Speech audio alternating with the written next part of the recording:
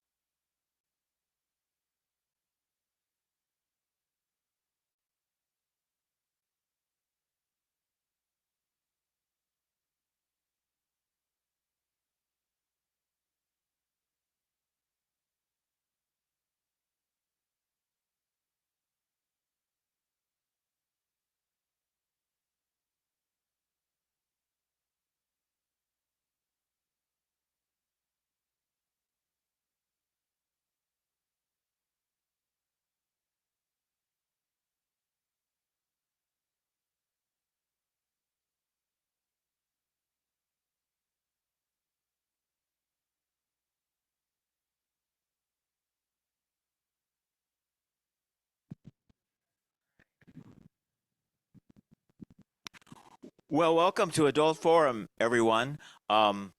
This is a topic that is of special interest to me because I was the pastor at St. John's Lutheran Church for 17 years, retired from there, and then came to Midvale to be the visitation pastor. So I really have a deep connection to the St. John's congregation and this particular project. Uh, Bonnie Block from the congregation, raise your hand, Bonnie. Yeah, yeah, is here. Yeah, Bonnie is um, Karen Schultz's aunt. Yes, and the Randy and Karen Schultz are members of the congregation, Yeah, and you here, folks all know them. yeah. And she's also related, a cousin to Karen Bogenschneider, who is on the adult education committee. So she has relatives at Midvale.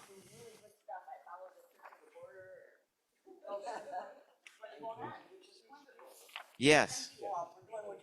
Okay. Give you two. And our speaker today is Victor Forberger. Victor is president of the congregation. He just became the treasurer of the congregation instead of the president. The president became the treasurer. Right. But he has been instrumental in the leadership of the project.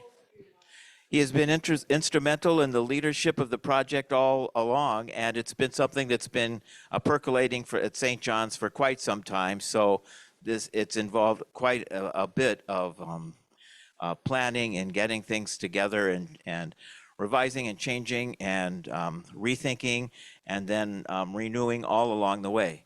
Victor's an attorney in town. He focuses on labor and employment law, not real estate development or anything. So that's been a challenge legally.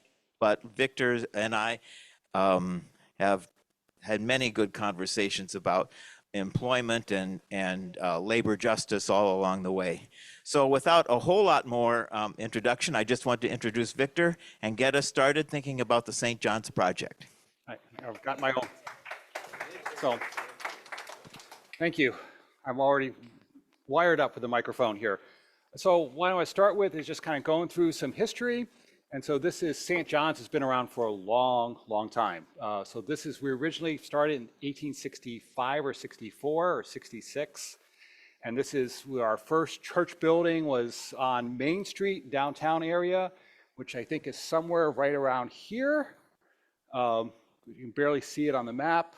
Here's the Capitol, the old Capitol before it burned, I think prior to the first fire, but before the second fire. And most of this doesn't exist now today. So that's where we were.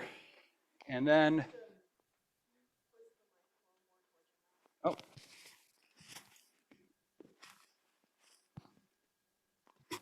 How's that? Picking up a little bit better? All right. And I'll try and speak a little bit louder voice. So here is then the first building, 1900, with a parsonage right over there. Yeah. But, St. John's, always changing. Then we move to East Wash, the current location, and that's the first building they put in.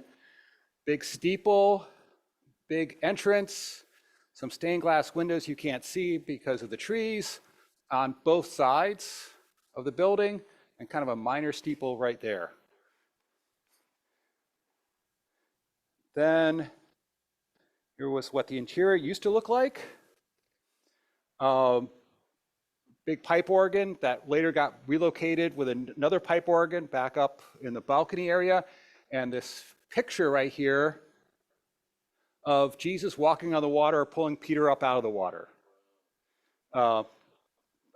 Before I even came to Madison, I heard about this church where you have to preach these sermons in front of this painting of Peter, Jesus rescuing Peter.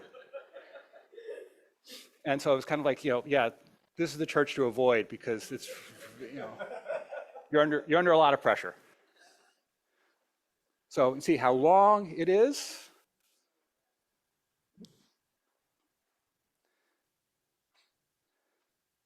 And then, all good, someone talked about Madison. We don't like to keep our architecture all that long.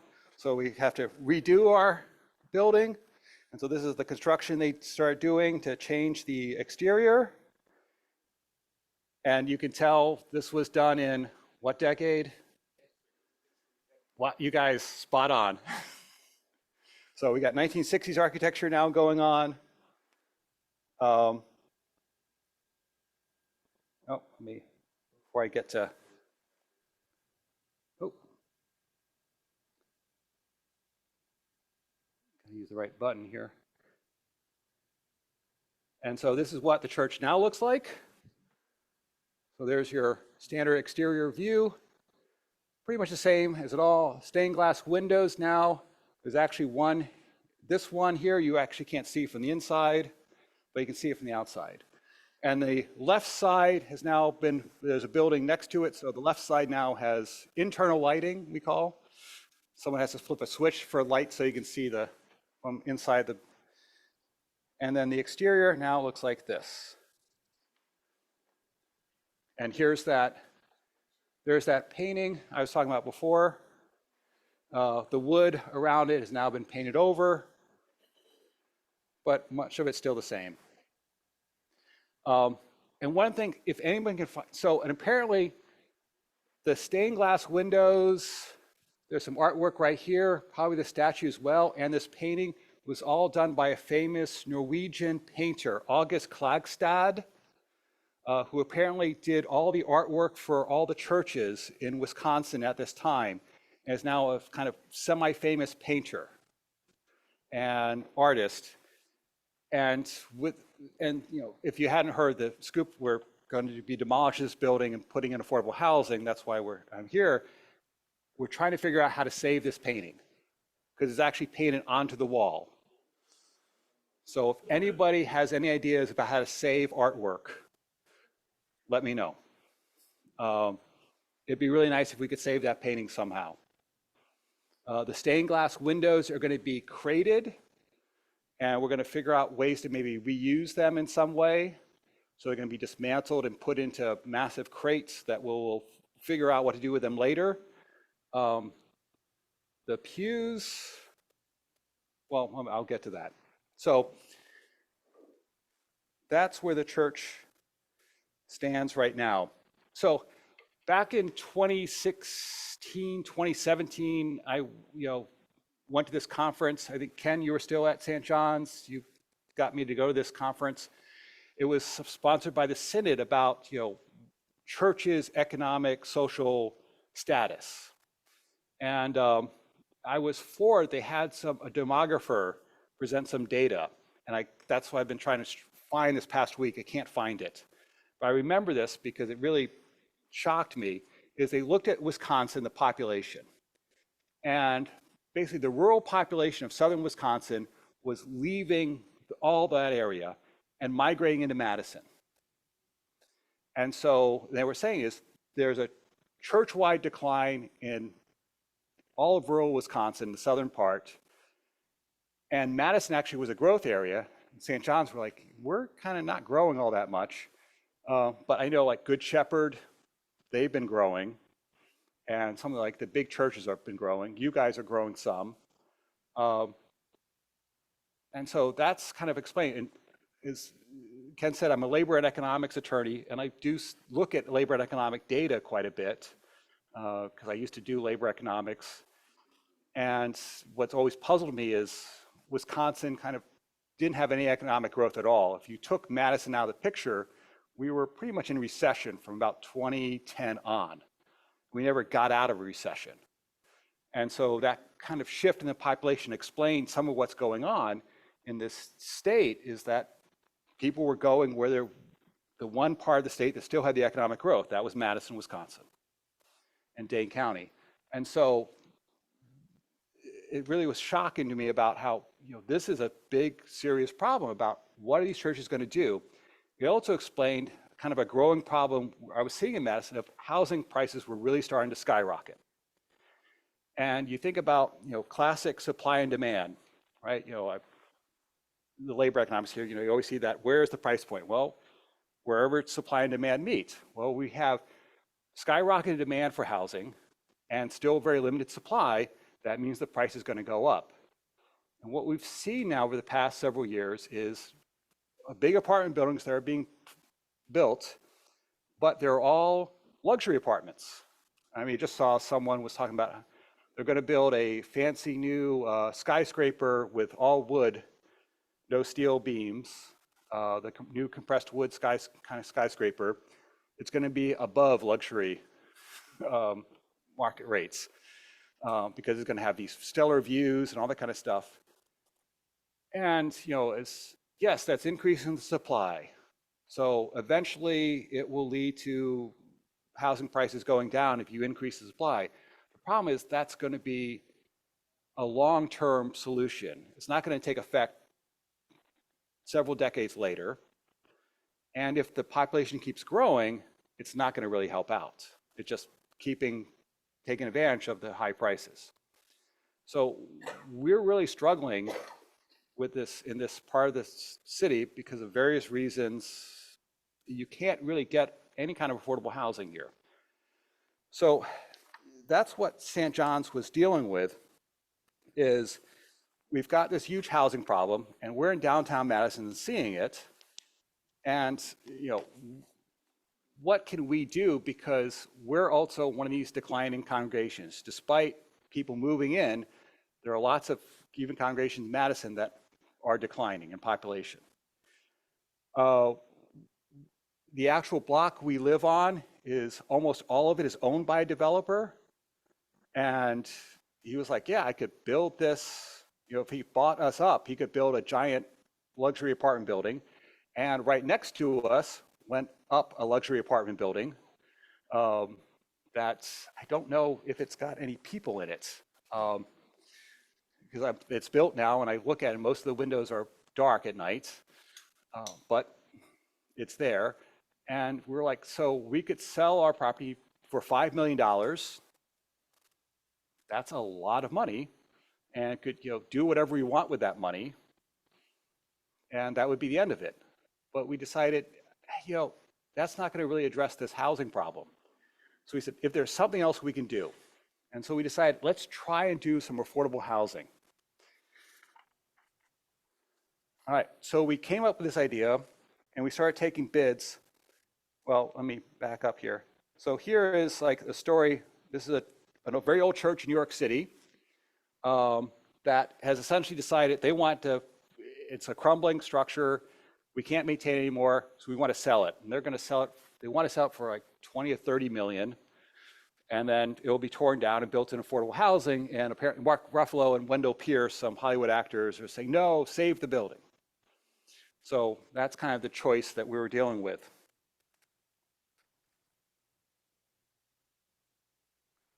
Oh, now I got to get this to fit.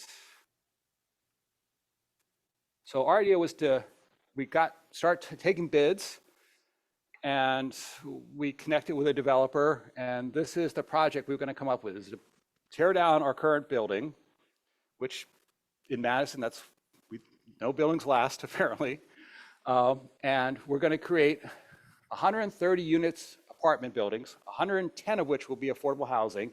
The first floor, hence the stained glass, that's the telltale signal, will be our church, and also companion space for some kind of nonprofit public service group. We haven't figured that out yet, who it's going to be. And then this entrance here on Hancock Street, that will be the entrance for the housing apartment complex. So, and here is what the sanctuary space will look like. We're going to have worship space here, some tables for a meeting space, a community room, another community room, a little courtyard, offices right here, some bathrooms, coat racks, all the trappings of a good church. And then here will be the companion space, which we have to figure out. The apartments. So here's a third floor drawing. See if I can.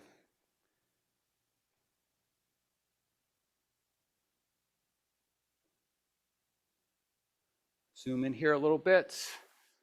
Yeah, it's not really. So a mix of studio apartments, 1-bedroom apartments, and so here's a 2-bedroom apartment right here in the corner, another 2-bedroom, studio, studio, studio, 2-bedroom, 1-bedroom, 1-bedroom, 1-bedroom, 1-bedroom, 2-bedroom. So creating a lot of apartments, and not just, like if you've if you've had to try and find affordable housing, and there are some affordable housing, which I'll get into a little bit. And when a lot of these new apartment buildings, they will have 5 to 10 units of affordable housing in those buildings.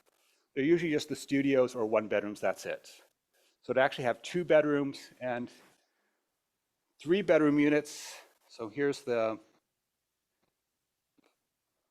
10th floor, which I think has a 3-bedroom,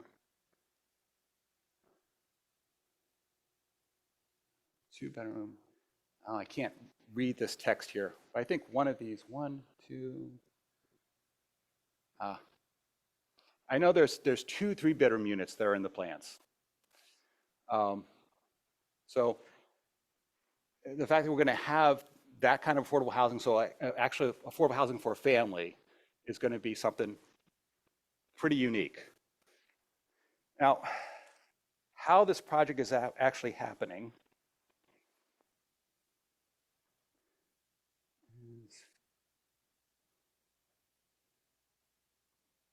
is we had to partner with a developer, and that's Mark Binkowski of ULI, and I forget what the ULI stands for. Urban Land Interest, thank you. I've got my plan here. And that's kind of key because this is, now the original plan was this is a $40 million project, which is high finance. To me, $100,000 is high finance. $40 million is really high finance. So we need a developer to kind of figure out how to put this thing together, how to build it. We got to partner with an architect. That architect is Parter Lawson. So they have to design this building and figure out where the staircase is going to go. And if I could show you earlier drawings where we had the sanctuary over here as opposed to in the middle, we had the office in the back or the office on the side. And all those kind of changes meant the staircase, the central staircase has to change.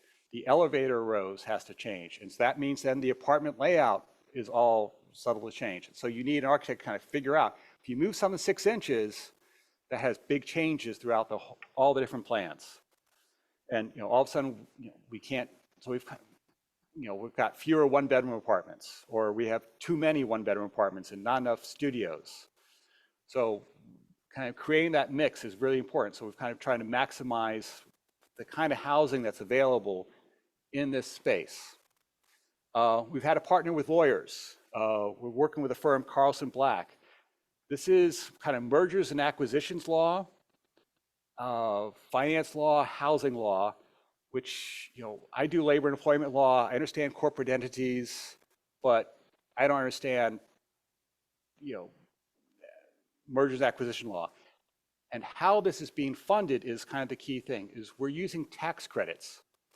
So every state has a tax credit agency that provides, and it basically is there are very wealthy people who have too much income, and they need to then reduce their income by investing in entities and then getting tax credits.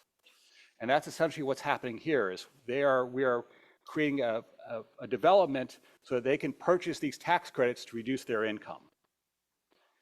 And we're getting about $25 million in tax credit financing. And then we're getting other kinds of financing as well to get to that 40 million.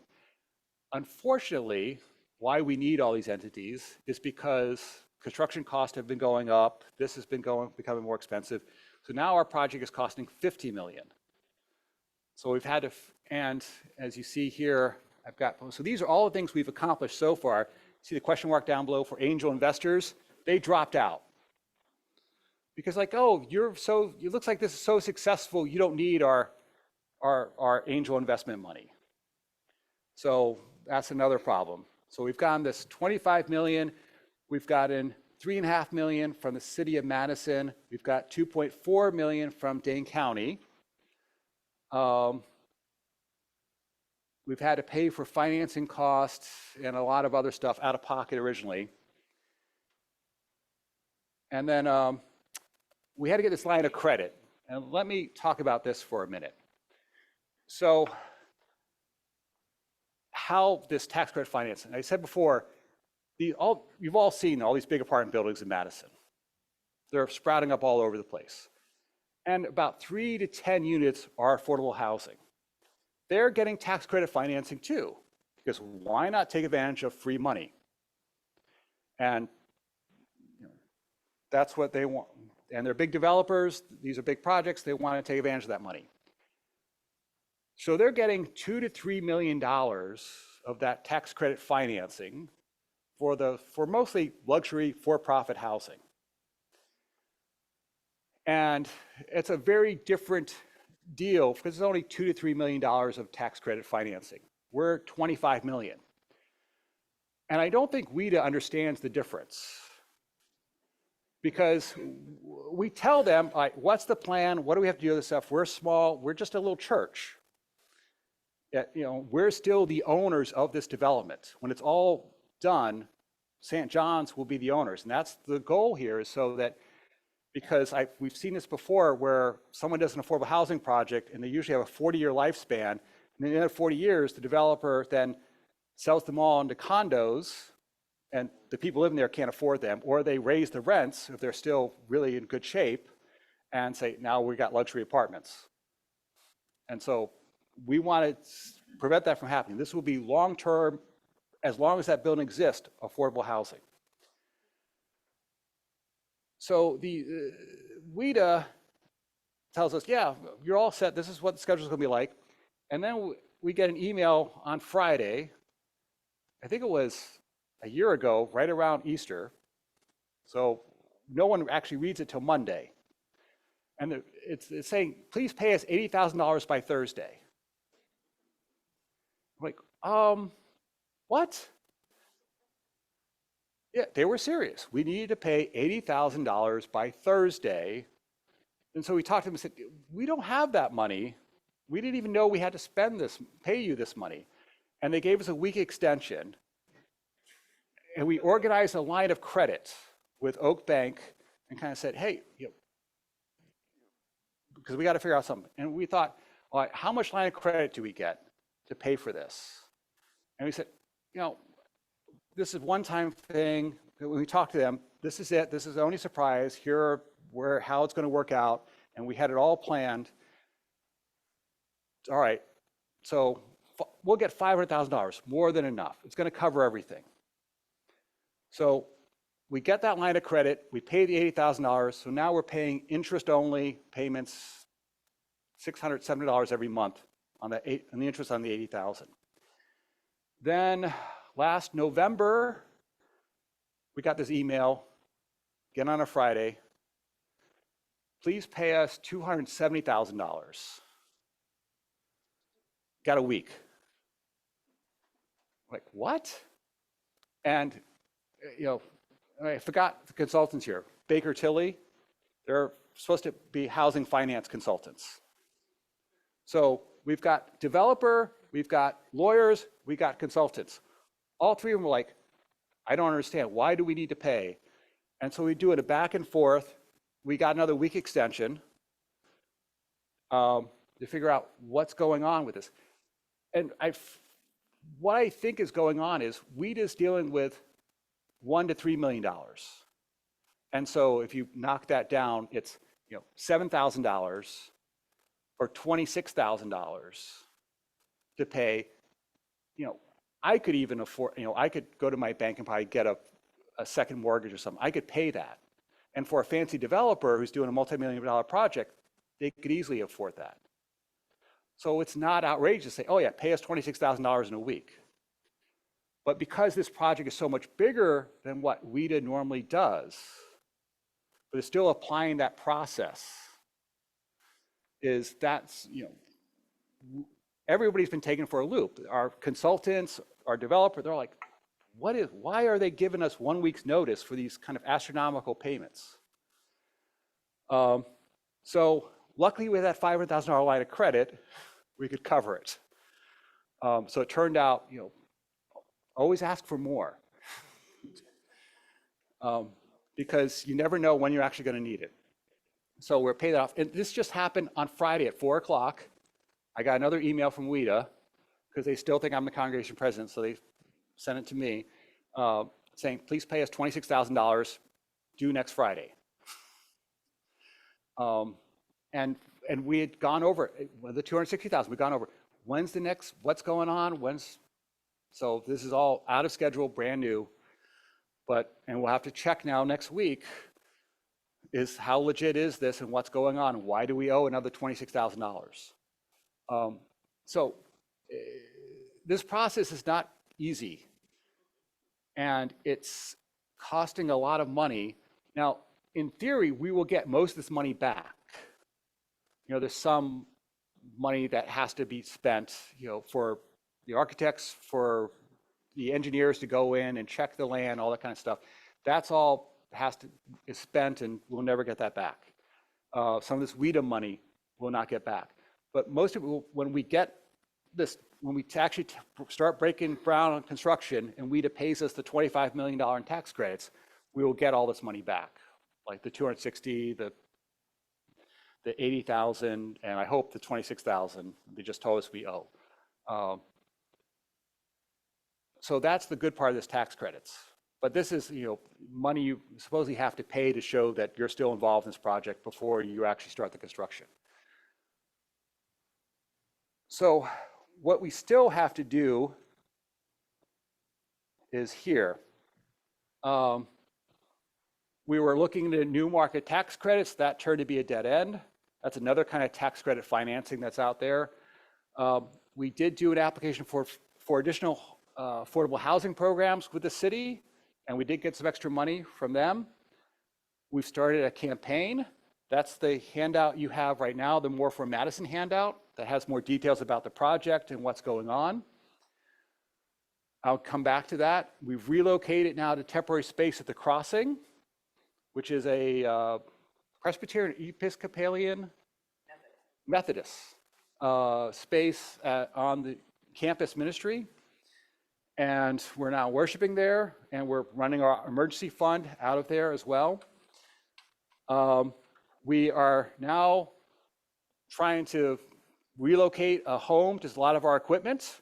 So if you're interested in some church stuff, 32auctions.com, organizations 117610. That's 32auctions.com, organizations 117610. The 23rd. Well, I think the 27th now.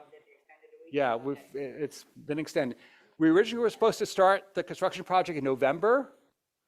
Then that got pushed back to March and April. Then it got pushed back to May, and now it's June 1st, which is a little problem because our line of credit ends in May. So we're going to have to figure that out.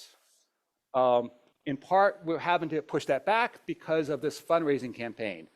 We've raised, well, I'll come back, hold that thought. We've got to secure a lease agreement for someone on our first floor space. This is important because if we don't have a partner there who can help on plan the construction, it will make that much more expensive for a partner because it will be called gray space. And gray space is harder to, it's a lot of upfront cost for that partner. We've got to get an administrative process for the affordable housing. That's going to happen. And we've signed up with Lutheran Social Services. They're going to help manage it. So the key thing is, how do we get the tenants a voice in this building? So will they be a co-op? Will we have a tenants union? Because that's something that ideally we would like to have the people who live there to have a voice in what's happening, and not just be the residents, but actually have some control over this building and what's happening there. The construction, like I said, it's right now June 1st. So we hope to and then trying to time it. It's more expensive to pour concrete in the wintertime. I don't even understand how that happens, but it does now. But if we can have the concrete pouring done while it's still warm enough outside, that will save us some money. If we push the construction back anymore, we may be running into trouble because we still have to clear the space. And then opening into that building summer, fall 2025. Our lease at the crossing ends in November of 2025, I think. So it's going to be close. This fundraising campaign. So the construction costs have gone up. The angel investors dropped out. So somehow we've raised $850,000 right now, which is I think we got a cyber grant. That was $100,000. But we need to get some additional funds. We need about $3 million to cover everything. And or if you want to spend like $1 million on some old pews, that would help. So we're working, and you guys do your own capital campaign, so I get it. You've got things going on, but part of this project is how it's working is having a developer, lawyers, a consultant. And another key part is, we've got someone in our congregation who knows something about construction, Dave Vogel. The grandfather, not the original Vogel who started Vogel Construction, but his grandson or his son. I forget the chain of lineage of Vogel Construction. But he was involved in Vogel Construction in the 50s and 60s and 70s. So it's been very useful to have someone there who knows that information. This is a project that is doable by lots of churches. They've got space, they've got land, they could do this, and the tax credits are there. Developers take advantage of these tax credits all the time, to get 3 to 10 units of affordable housing in a 100 apartment building. What we're doing is 110 units of affordable housing in a 130 unit apartment building. And the 20 market rate units, they will probably be Section 8 housing. So they will be affordable too for the tenants. It just will be getting, how Section 8 housing works, if you don't know it, is if you're spending $2,000 a month rent, but the tenant can only afford $500, the federal government chips in the $1,500 difference. So for the tenant, it's still it's affordable housing. Whereas the other units, the 110 units that are affordable housing, they're at 60, 50, and 30% rates. So that means, let's say, at a $900, because I'm trying to keep the math simple for myself, a $900, if that was the market rate, the 30% means we can only rent that unit for $300 a month, and we're only going to get $300 a month rent. So that's why these large-scale affordable housing, they're profitable because it's able to support all this tax credit financing, all these long-term debt and interest, but it's not highly profitable. So that's why developers don't do it, because they can just put up a big apartment building, charge market-based rents, and make a lot of money. And if you're a developer, do you make a lot of money or do you make very little? They're going to choose to make a lot. Yeah. Oh.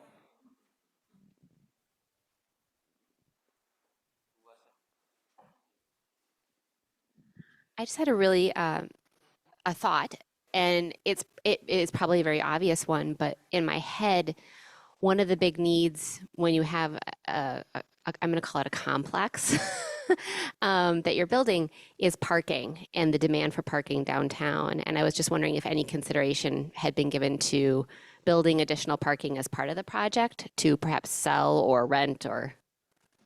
So parking is an interesting issue. So originally the plans were to have one parking spot per unit, so it would be 130 parking spots.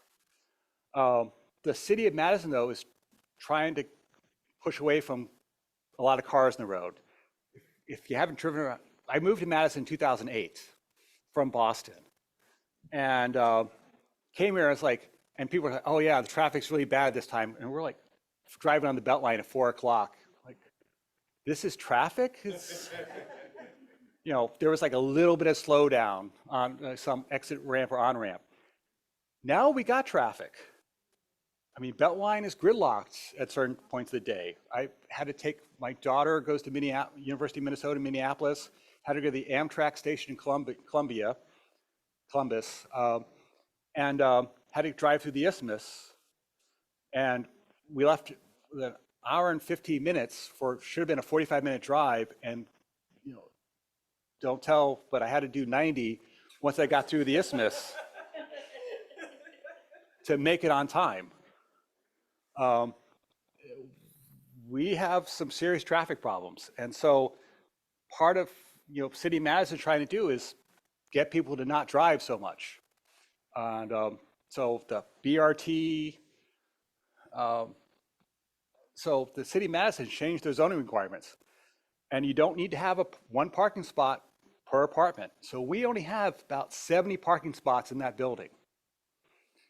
I don't know whether that's a good idea or a bad idea. I don't know. I'm also, I mean, I'll give you just a minute. My youngest kid, or my oldest kid, I should say, she doesn't have her driver's license yet. She's 24. A lot of people that under 30 aren't driving now. And so I don't know if maybe it's going to work out. Maybe there is a change going on with younger kids where they don't want to drive so much.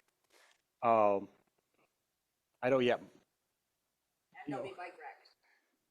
Well, we've been debating about bike. They had the bike racks in the back, like in the dark alley. It's like, you can't do that. They need to be out front. And it's not like, I biked here. So we'll see about that, whether it's a good idea or not. But that's right now is the push City of Madison is making, is to not emphasize cars and parking, and to emphasize, you know, bicycle transportation and bus transportation.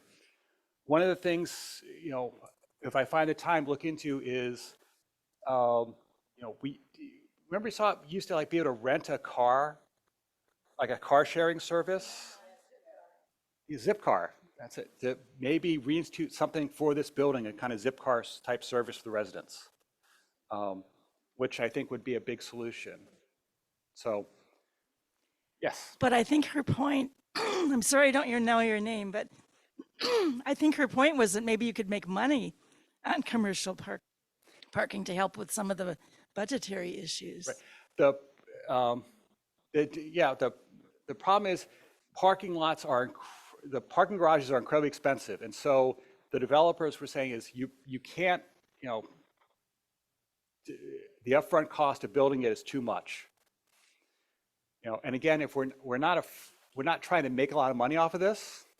So if we were a for-profit developer, maybe, but because we're just trying to provide affordable housing for people and trying to keep those costs down, that was the choice we had to make is, yeah, we'll go with what the city says and just do the 70 spots. So it's essentially, we can get as many, only did 2 floors of underground parking as opposed to the original plans were for 3 or 4 floors of underground parking. And to get that 130. And let me.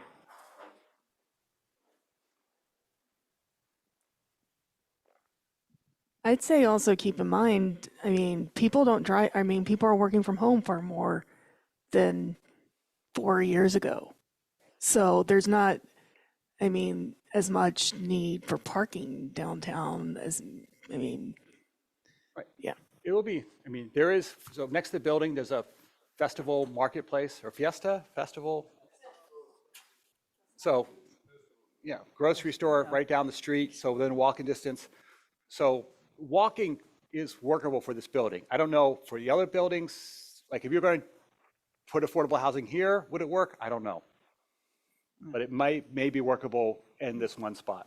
Yes. I'm just curious, to what extent, I've got about 3 questions I'll put in one. You would have met with the housing coalition of the various groups that provide housing of one sort and another for disabled and or low-income people. Then the other is in the 130 places that you would have for living space, how many would have children with them? And I can visualize the elementary school they'd go to, probably Lapham. But and then the other is, can one make the assumption that people will not need cars? If they don't have children, that's one thing. If they have children and they need to get to medical, which may not be easily accessible, et cetera. So those are my question comments. Yeah, I mean, the car issue is going to be a problem. And I don't have an easy, like I said, I'm kind of on the, because I grew up in Florida. You had to get a car to go anywhere. That's how you moved. We're Americans. We believe in our cars. And so transportation, you said, how do you get to emergencies? I mean, I'm in a debate with my spouse right now about trying to replace one of our cars with an e-bike, cargo e-bike, and that's, you know, it's a, Did you meet with the housing coalition group? And if so, yeah, oh, well, and was it helpful? the housing support in Madison is very fractured. So the groups we met with are very supportive of this and want to do it. The insights about this are kind of what I'm giving you now, is no one has any solutions. And suppose it changes, you know, the BRT was is going to be running right up and down East Wash, and it's supposed to go right to the hospitals. So that was one of the things people talked about. Well, with the BRT, you will have access, you know. So, and coming from, you know, Boston, where you had a subway system, right? Like I worked 4 miles from downtown Boston from where I lived.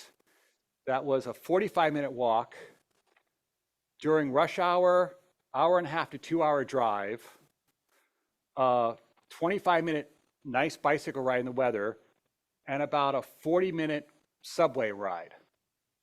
So, you know, it's transportation can get very mixed in a city, and Madison is growing, and I think we're going to end up pretty mixed.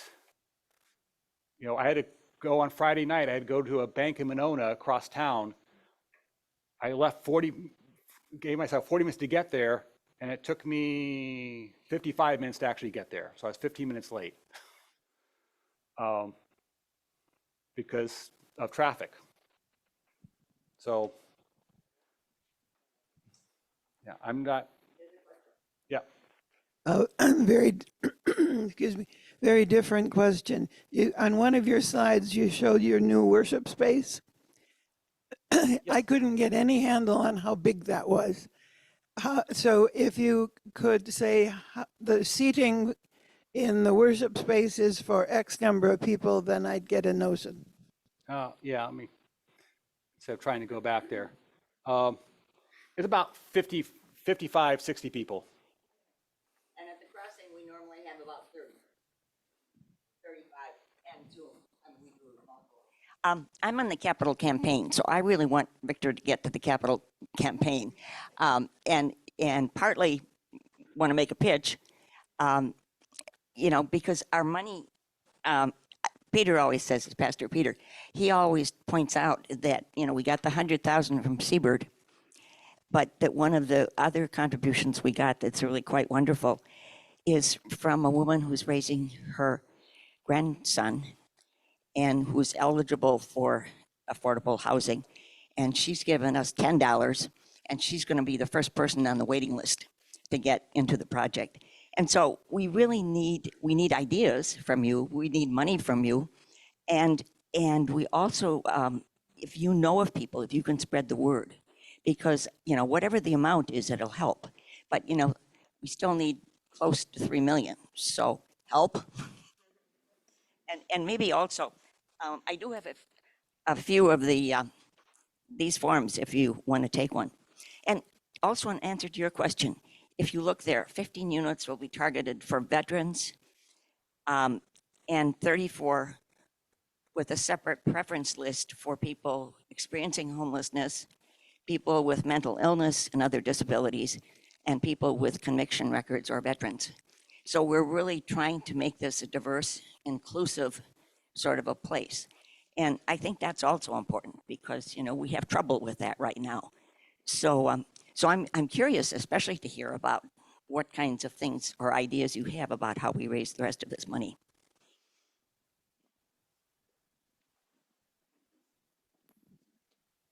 I used to work for a nonprofit and we did some building and purchasing of houses. Have you looked at HUD funding? Yes. Okay. Yep. So, and while the mic gets passed, I'll answer that question. So the HUD funding issue is, it turns out Madison, downtown Madison is not like a designated blight area in this weird kind of demarcation zone type thing. So there's actually two kinds of tax credit financing, 9% and 4%. Because we're not in this designated zone, we're only eligible with a 4%. The 9% would have gotten us maybe some additional HUD funding too we could have used. But because we're not in that zone, we can't get access to that. That's, I mean, just, and the new market tax credits was another kind of HUD funding we were trying to get, but it turned out the administrative burden of trying to get it was too much for, and the financing was maybe just like $100,000 or so, and it wasn't going to help all that much. As a former chairman of the St. John's Council, I'm wondering, what are you doing with that expensive organ that's upstairs? And also, what's happening with all the documents and the Bibles that the families used to donate to them, which was stored up in the loft of the organ? We still have all those Bibles and documents and hymnals. The organ was sold. We found a new home for it. Oh, then you have enough money that'll help pay for one apartment? We sold it for 15,000. it's 15 or 25? No, 15,000. 15,000 plus they moved it and dismantled it. Okay. Yeah. Just So that was because that was something- pretty expensive organ at the time. Yeah, it was an organ. So the organ would have, you know, typically would have been $100,000 at least to buy, and then maybe another $100,000 to install. And everyone told it's a world-renowned organ. And one of the tragedies of this process, and I'll say it's a tragedy, was the space, the St. John's Sanctuary space, had fantastic acoustics. And so the organ sounded really well in there. And we were, you know, this whole process, we're like, we can't lose the organ. And so, and kind of like, there's been a lot of small miracles in this and one of them was finding someone who wanted that organ. And so it's a Wisconsin Synod congregation that purchased the organ, which is very, you know, our church, our pastor is trans, our deacon is trans, so, but it worked. One last question. Is Peter and his family going to be living in the apartments? I probably wouldn't qualify. Synod pay scale is Oh, then pretty he's good got to for pastors. find a place, but still preach there. Yeah. Okay, thank you.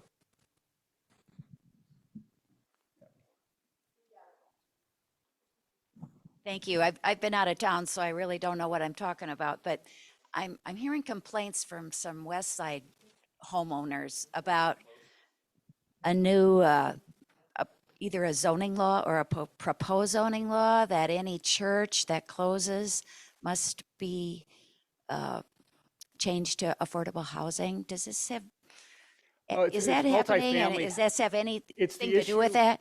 Yeah, it's the issue, no, it's completely different. It's the issue with the pool on the west side that if they, there's a community pool that if you sell them, you have to do multifamily housing. It's multifamily, that's all. So a developer could come in, snap in and buy the pool and put in luxury apartment buildings. But there's no plans to sell the pool. So I'm not sure. No, it's not a church thing. It's just about that if you sell property, it's rezoning property to say we need multifamily housing. And that's all. And that's all the issue is there. But it's a pool. I don't want to get into that.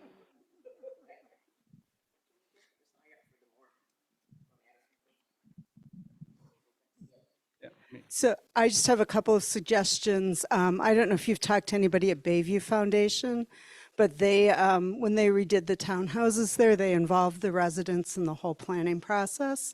And they have several resident councils that help plan everything that happens at the community center and all of the, a lot of the programming that they offer. So if that's something that you're interested in with the residents at your development, Bayview might be a good resource. You can ask Lexi London is the ED there, and she could tell you how they went through this process of involving everyone in the whole redevelopment. And then for a funding source, I don't know if you've looked at any grants, but you might qualify for talking to Roots and Wings Foundation. Okay, because they're giving out pretty substantial grants, and I think this project would fall right in with what kind of funding they do. Yeah, we've been applying to almost everyone who's walking. So, but part of it is right now there's a huge, everyone is applying for everything. There's limited funds available. So that's the difficulty of this. And community support, so the luxury apartment building that went up next to us, community was outraged. No one wanted that building, and it went forward anyway. Our building, on the other hand, we've got huge community support, and we've got city, as I said, city and Dane County both given us housing grants, loans, and we've got additional funding from the city of Madison to help support this. So that's the really nice thing is we're getting tons of government support, and we've got community support because, again, the need for this affordable housing project is huge. And this, what we're hoping this project will do is kind of set forth a model for other churches, other groups to do, because the housing problem is not going to be fixed. You know, we're not going to get the legislature, despite what may happen in November, we're not going to get huge changes in the state of Wisconsin laws to kind of create incentives for affordable housing. So it's still going to have to be based on kind of small time efforts. And so this is a small time effort to kind of create this model. Because it's kind of a first of its kind, it needs to be very well done. It needs to look gorgeous. The building, I think, looks very nice. The interior needs to work. It's going to have to be built with lasting materials. And we're struggling right now to figure out how to make this affordable to us with the financing we have, but also, you know, like one of the things, we originally had 10-foot ceilings. Now they're 9-foot ceilings. That saved a bunch of money because it's 10 floors, so it's 10 feet shorter. And so it's fewer steel, fewer glass, a little bit less glass, a little bit less steel. You know, do we have to change, you know, flooring materials? Do we have to change some other stuff? Do we have to change the lighting? We don't want to get in a situation where we're trying to like, well, we can only do this because this is all we can afford.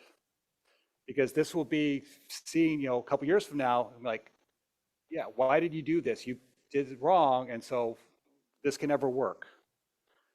So that's kind of why we need the financing. We need what Bonnie talked about. We need this kind of support right now to make sure everything is done, you know, in a very fine fashion so that it won't be able to be criticized down the road. Because ideally, we want to see other churches and other nonprofits do this. You know, the idea of churches kind of selling their buildings and just taking the cash is not the best model right now. And this is, churches generally declining enrollments everywhere, and for a lot of complicated reasons, and I think have very little to do with the churches themselves. I think, so if they can somehow kind of figure out a way to churches to put themselves back in to an important role in people's lives, I think people will start coming back. And this is a way to do it, because we all need housing. And if it seemed like, yeah, churches are actually solving some real problems, then that could be a crucial way to get us back into everyday life.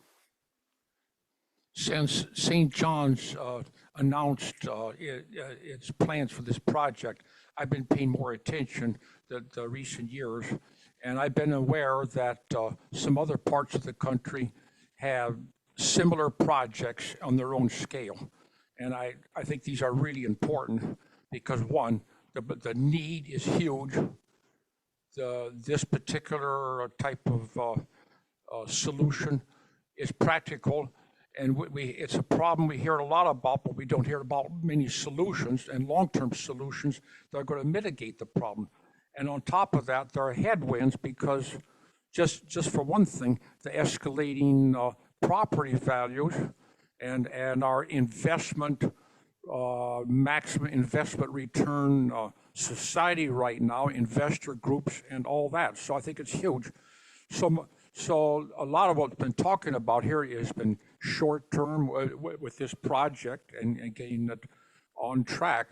But with your experience, are there issues or laws we can add or change the laws that churches as a whole could advocate for and other nonprofits to make projects like this more feasible in the future? And I think it's an important question. I don't know if you're able to answer that or not, but I think it's something that we can do long-term.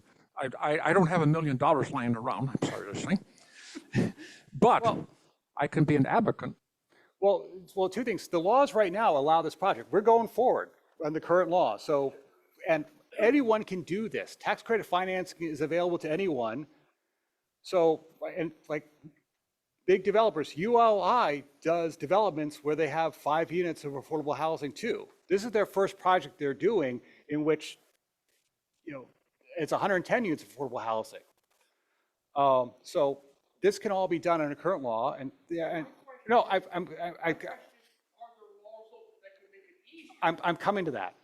So I just wanted to say the first thing is we can do all that right now.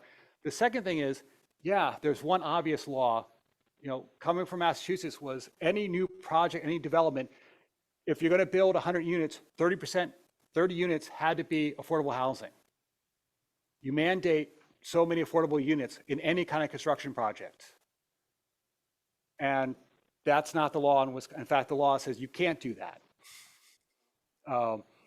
It's not allowed by any city or state or any kind of zoning regulation or requirement. So getting that law changed would be a big deal. Because then Madison could say, all right, every new development, 30% or 40% or 50% has to be affordable housing. So that's one obvious thing. And I don't know much about real estate, but that's a big, I know about affordable housing. So I'd love to see that changed. So I'm about 10:15, which I think is my time. Yes, it is. All right. But Victor, thank you so much for sharing the thing.